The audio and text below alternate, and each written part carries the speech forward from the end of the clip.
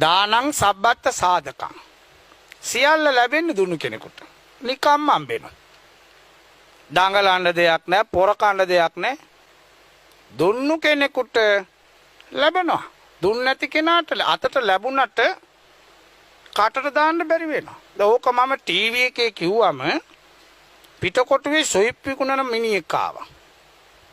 ඇවිල්ලා කියනවා ආන්දෝලනේ ඇත්තනේ නමංග මොකද්ද? මිනිහෙක් උදේම ඇවිල්ලා රුපියල් 20ක් දීලා සූරණ එකක් සූරා බැලුවා. 20ට 2000ක් ආවා. 20ට 2000ක් කියන්නේ 1980ක් ලාභයි. අද දවසේ ලොකු ගාණක්. මම මේ මිනිහට මේක දෙන්න ලෑස්ති වුණා. මේ මිනිහා මොකද කළේ 1980ටම සූරලා බැලුවා. සතපාක් නතුව ගෙදර ගියා. ලැබුණට ඒමයි තමයි ගොඩක් ඉන්නේ. ඒ මොකද තුන්සිත පහදගෙන දෙන්න ඕන. තුන්සිත කිව්වම උඩ සිත මැද සිත යට සිත කියලා සිත නැහැ. දෙන්න කලින් සතුටුයි දෙන වෙලාවෙ සතුටුයි දීලා ඉවර වෙලා සතුටුයි. අපි දෙන්න කලින් නම් හරි සතුටුයි. දෙන වෙලාවේ අඩු කරපන් කියලා හිතෙනවා. ඔච්චර වැඩි බං කියලා හිතෙනවා. දීලා ඉවර වෙලා අඬනුනොත් ඉන්න දන්නවනම් දෙන්නේ නැහැ බං කියලා අඬනවා. කොහොමද ඉන්නවා? ඒ නිසා සංසාරේ ලැබුණට සැප විඳින්න බෑ.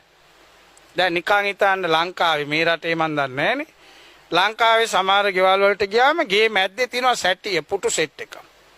තියෙන්නෙම බෙච්චිට් එකකින් වහලා. වාඩි වෙන්න තානා. ගෙදරුම් බිමමයි ඉන්නේ. රෙදි කෑල්ලකින් ගසනවා එනේ නුණ්ඩ පෙන්නනවා මේක මොරටුවෙන් ගත්තේ හොඳද ලස්සනද වාඩි වෙන්නේ නැහැ. ලී දිරනවා. පාවිච්චි කරන්න පින්නේ. කුස්සිය පැත්තට ගියෝ රයිස් කුකර් තියනවා. රයි වාගේ පිළිකන්නේ පිඹිනවා බත් ටිකක් උයන්න. උයාපන්කෝ. ඒක පියද තියෙනවා. පින නැහැ.